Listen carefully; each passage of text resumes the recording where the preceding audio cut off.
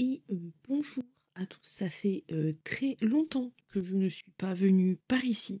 Il y a eu plein de nouvelles choses l'année dernière, donc j'ai pas fait de vidéo depuis très très très longtemps. Mais je suis de retour. Et non, je ne ferai pas la phrase des Pokémon comme d'habitude.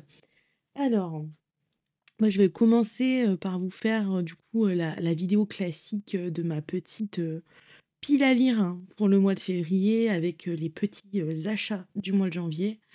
Donc achat du mois de janvier assez, «restreint» entre guillemets parce que du coup on est parti une semaine en vacances avec mon chéri, à Oslo. C'était merveilleux et on est rentré ici et il fait bien chaud.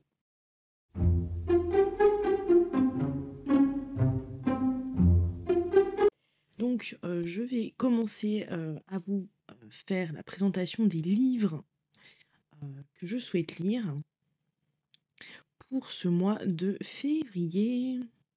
Pardon, je suis un peu gênée, ça fait longtemps que j'ai pas tourné, ça se voit, ça s'entend, ça voilà. C'est pas grave, c'est le temps de revenir. Alors, donc le premier livre que j'aimerais, lire, donc vous allez voir, c'est très il y a énormément de genres en un mois, ça va être, complètement, divers, aléatoire, bref, c'est parti. Donc j'aimerais lire en premier livre, enfin en premier, pas forcément un ordre spécifique évidemment, 1000 femmes blanches, le tome 1, de Jim Fergus. Donc, bon, je vais vous parler des synopsis, hein, tant qu'à faire.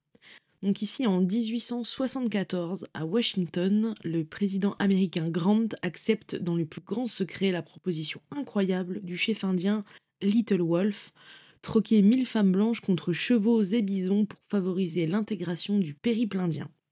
Si quelques femmes se portent volontaires, la plupart des 1000 femmes viennent en réalité des pénitenciers et des asiles de tous les États-Unis d'Amérique. Parvenue dans les contrées reculées du Nebraska, l'une d'entre elles, May Dodd, apprend alors sa nouvelle vie de squaw et les rites inconnus des Indiens. Mais mariée à un puissant guerrier, elle découvre les combats violents entre tribus et les ravages provoqués par l'alcool aux côtés de femmes de toute origine. Maydot assiste alors à la lente agonie de soi, peuple d'adoption. Donc ça, c'est un livre qui a été écrit en 1997 que je vais lire dans le but du challenge du camp des Lombois, parce qu'il faut que je lise un livre dans le top 100 de mon année de naissance. Donc voilà, j'hésitais entre celui-ci et un Stephen King, et au final, c'est celui-ci qui a remporté la guerre. Même si il faudrait que je me trouve un Stephen King à lire dans le mois, parce que ça fait très longtemps que j'en ai pas lu. Et ça manque un petit peu parce que avant j'avais toujours mon petit Stephen King, dans l'année même plus, mais voilà. Donc ça c'est un livre, c'est un roman adulte catégorisé comme historique parce qu'il y a des c'est basé sur certains faits historiques, bien sûr pas réellement, mais est-ce que ça serait vraiment étonnant? Ça c'est un autre débat. Donc voilà pour le premier livre, donc je sais pas encore si je le lirai en e-book ou en audio, à voir, donc je l'ai pas encore en physique, voilà. Deuxième livre qui m'a été offert par, Priscilla, c'est, Divine Darkness, tome 1, une offrande de chair et de sang de Anatrice. Donc, une offrande de chair et de sang destinée aux plus dangereux des dieux. J'arrive je suis en mode j'ai envie de vous mettre la couverture, mais voilà. Danae est la fougueuse princesse rebelle du royaume souterrain réservé aux humains hérétiques sous les florissantes contrées régies par les Phaedras, de puissantes divinités aussi vénérées que redoutées. Son de Dieu. De Dieu. On dirait que je parle comme. Pardon. C'est, c'est, c'est le nature qui revient au galop. Oh, le naturel qui revient au galop. Sun, dieu de la lumière, décide de se marier. Contre toute attente, il choisit pour épouse Danae. Or, son frère ennemi Night, dieu des ténèbres, vient contrarier ce projet en séquestrant sa fiancée. Night pose à sa captive un ultimatum visant à déclencher une guerre contre Sun. Pour éviter la destruction de son peuple par le dieu, la jeune femme accepte de jouer le rôle de sa maîtresse en public et d'intégrer la cour impitoyable des elfes de nuit, vampires et loups-garous qu'il dirige d'une poigne de fer. Au cœur du royaume obscur qui respire le mystère et le vice, auprès d'un Phaédra cruel dont les ténèbres divines la fascinent à son insu. Danae devra affûter son instinct de survie, son courage, ainsi que toutes les armes à sa portée. Voilà, donc Anatrice, hein, pardon, c'est aux éditions Hugo Roman. Donc Anatrice, une autrice que j'ai déjà dû vous présenter sur la chaîne, je ne suis pas sûre. Si vous voulez un peu plus de contenu sur cette autrice, je vous conseille d'aller voir la chaîne de La Citadelle de mes lectures, qui est une très grande fan de l'autrice. Voilà, donc on verra ce que ça donne. Voilà, je n'ai pas d'attente particulière, ça va être découverte. Attendons de voir ce que ça nous donne. Il a été plutôt bien noté sur Livre Addict, donc à voir. Donc là, on part plutôt sur un roman de Tessie, fantasy romance, du coup. Donc voilà, on va encore prendre un petit virage à 90 avec le prochain, qui n'est autre que la chronique des Bridgerton, double tome, donc tome 1 et 2, de Julia Quinn aux éditions J'ai lu. Donc là, on part sur un petit pavé de 730 pages. Donc c'est un livre qui a été adapté en série également. Je pense qu'il n'y a pas besoin de présenter la série parce que de toute façon, je ne l'ai pas vue. Donc on part sur une romance historique. Donc là, c'est le roman sur Daphné et Anthony. En cette année 1813, la vicomtesse Bridgerton s'est assignée une mission, traîner ses 8 enfants devant l'autel. Elle doit tout d'abord marier Daphné, la tâche est rude, la concurrence féroce. D'autant que les prétendants sont systématiquement refusés par Anthony, l'aîné de la fratrie, jusqu'au jour où le mystérieux duc de Hastings propose un pacte à Daphné. Quant à Anthony, il a enfin décidé de perpétuer la lignée et choisit Edwina, la reine de la saison. Mais la belle a une sœur odieuse, Kate, prête à tout pour empêcher cette union. On se doute un peu de qu'est-ce que Kate va nous apporter là-dedans, n'est-ce pas, hein? Bon, voilà. Ça fait un moment que je voulais commencer la série. Je me suis dit, bah tiens, lisons le livre. Voilà. Voilà. On verra si ça sera en audio aussi ou pas. Bref. Je n'attends pas grand-chose non plus. Ça sera une romance historique. Ça va être en mode gossip. Ça va être funky. Ensuite, une petite relique de ma pile à lire. Enfin non, c'est pas vraiment une relique, hein. Je l'ai depuis 2023, faut pas déconner, mais ça fait un moment quand même. J'essaie beaucoup de vider la pile à lire qui est ici. Celui-ci est en cours de lecture d'ailleurs. L'éveil du Léviathan, attention. Et donc là, je change de sujet, je dévie comme toujours, on adore. Donc là, ça va être la trilogie d'Aevabad, tome 1, La Cité de Laiton. Donc la couverture, elle est dans la panière là-bas derrière. Donc ça va être un roman de S.A. Chakraborty, en espérant que je n'ai pas écorché le nom. Et c'est aux éditions de Saxus, qui sont extrêmement présents dans ma bibliothèque, on ne va pas se mentir. D'ailleurs, il y a bientôt une nouvelle pitchoun qui va arriver. J'ai vraiment hâte de voir ma nouvelle bibliothèque. Dans les rues du Caire du XVIIIe siècle, Nari est une jeune escroc au talent inégalé, lecture de la main, exorcisme et un mystérieux don de guérison. Elle a fait des nobles ottomans sa cible principale dans le but de survivre. Un jour, pendant l'un de ses coups, elle invoque accidentellement Dara, un mystérieux guerrier djinn. Et elle va comprendre trop tard que même les stratagèmes les plus intelligents peuvent avoir des conséquences mortelles. Forcés de fuir le Caire, Dara et Nari voyagent ensemble à travers des sables chauds et balayés par le vent, grouillant de créatures de feu et de rivières où dorment les mythes marides. Les mythiques marides. Non mais, je vous dis, il n'y a plus rien qui va, je sais plus lire, je suis désolée. Des ruines de métropoles humaines autrefois magnifiques aux montagnes où les oiseaux de proie ne sont pas ce qu'ils semblent, leur périple a pour destination Daevabad, la légendaire cité de Laiton. Donc c'est une trilogie qui est terminée, donc j'ai le tome 1 et 2, donc voir si ça me plaît, hein, avant d'acheter le 3, mais bon, on verra. Donc ça c'est une fantasy orientale, et c'est tagué comme étant de la high fantasy, donc c'est une fantasy adulte. Voilà. Donc je peux pas vous en dire plus, ça fait très longtemps que je l'ai, je me suis dit bon à un moment Marion faut la lire, et le moment c'est maintenant. Voilà. Plutôt bien noté aussi en moyenne, donc j'espère que ça sera bien sympa. Petite pavasse aussi, mais bon, on adore les pavasses ici. Ensuite, alors comme j'ai récemment terminé la saga en termes de tomes, Je vais donc lire, le tome 0, donc les des nouvelles qui vont m'expliquer beaucoup de choses, du tome que j'ai lu. Donc je vais lire, les chroniques de Keleana, la lame de l'assassineuse. Rien ni personne ne résiste à Keleana Sardothien. C'est plus dur de le lire à voix haute quand même que de le lire dans sa tête quand on lit. La tueuse la plus redoutée de l'empire d'Adarlan, la jeune femme doit sa réputation et ses nombreux contrats à son maître, Arobin Amel, en qui elle a une confiance infinie.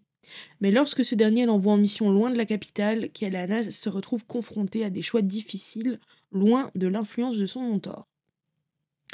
Bientôt, c'est son allégeance à la guilde des assassins qu'elle remet en question. Le passé de Keleana, enfin dévoilé dans 5 récits inédits. L'assassineuse est le seigneur pirate, l'assassineuse est la guérisseuse, l'assassineuse est le désert, l'assassineuse est le crime organisé et l'assassineuse est l'empire. Donc là, je viens de citer euh, toutes les, petites personnes en question que l'on verra dans le dernier tome de Keleana. J'ai pleuré en lisant ce superbe tome. Donc c'est très bien noté. J'ai hâte de replonger une dernière fois dans l'univers, malheureusement une dernière fois. Je vous ferai un update une autre vidéo pour un update lecture évidemment.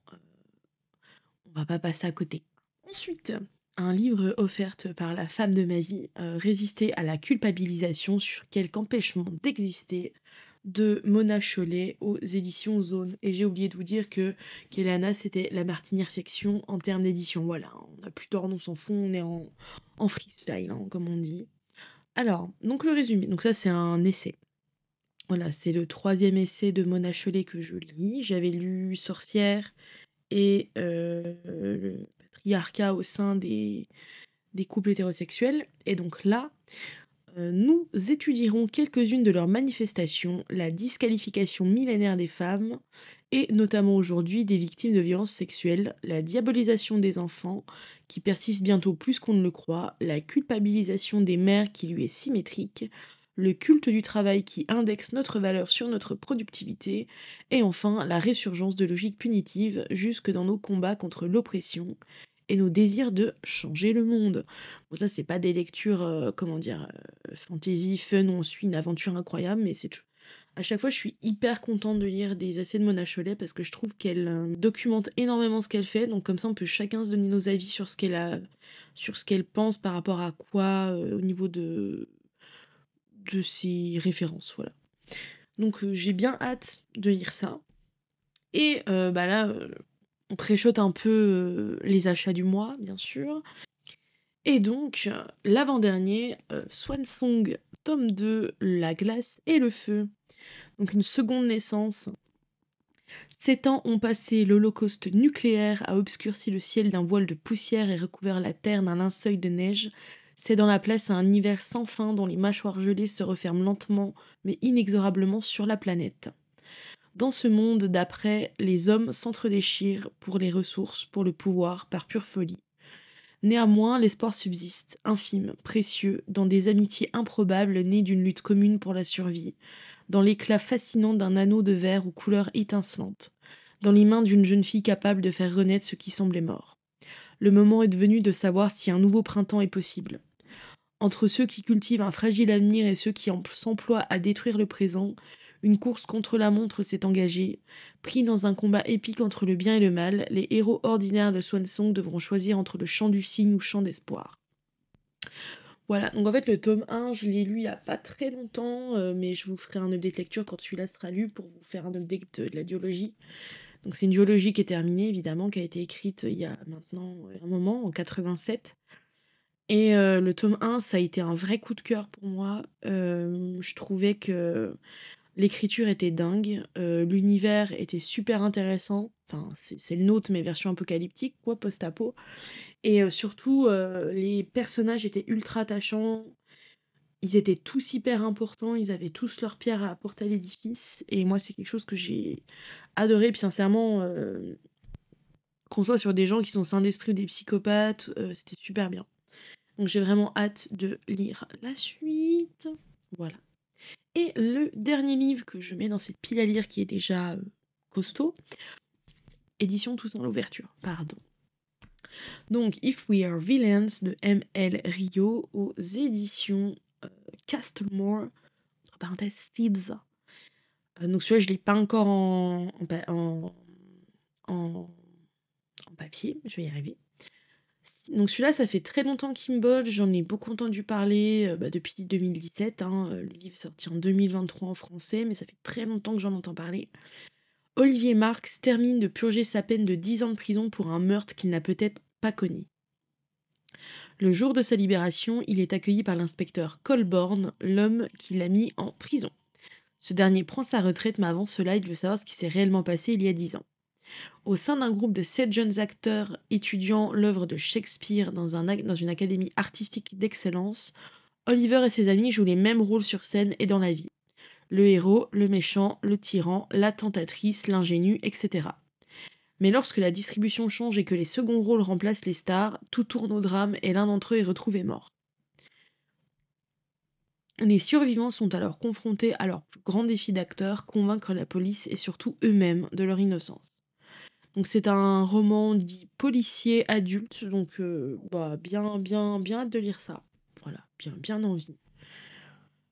C'est un roman qui me tente, qui semblait un peu policier, un peu dark academia. Ça, je suis pas sûre de ce que je dis pour le deuxième, mais on verra bien. Donc voilà pour la pile à lire de février. C'est déjà pas mal. Je pensais faire une vidéo rapide, on est déjà à 17 minutes, mais tout va bien. Et donc je vous présente rapidement mes 3 achats du mois, sachant que vous avez vu le quatrième qui est ici. Donc j'ai acheté True Grit de Charles Portis aux éditions Totem, Gallmeister, pardon, collection Totem. Je sais pas si vous connaissez le film. Donc il y a eu un film il y a longtemps avec John Wayne. Non, c'est John Wayne. Je sais pas. Je crois que c'est John Wayne. Il y a eu le film avec John Wayne et il y a eu un autre film plus récent. Je n'ai plus le nom des acteurs. Je vous mettrai les affiches des films. J'ai regardé les 2 films et j'ai re-regardé les films en lisant le roman parce qu'au début je savais pas que c'était adapté d'un roman. Et c'est super, hein, les 2 films sont vraiment bien et le roman aussi, donc je vous les conseille tous. Je m'appelle Matty Ross, dis-je. L'homme à la marque noire se fait appeler Chaney. Il a abattu mon père à Fort Smith avant de le dévaliser. Au moment des faits, Chaney était ivre et mon père n'était pas armé. À 14 ans, la jeune Matty ne s'en laisse pas compter. Elle est bien décidée à retrouver l'assassin de son père et à lui donner la correction qu'il mérite. Devant l'inaction des autorités, elle prend les choses en main et recrute Cockburn, un marshal à la réputation douteuse, mais qui fait preuve de cran. L'expédition punitive promet d'être mouvementée. Donc ce roman a été adapté au cinéma par Henry Hathaway en 1969 et par les frères Cohen en 2010. C'est vraiment un petit roman de western super sympa à lire si vous aimez ça. Ensuite, pardon.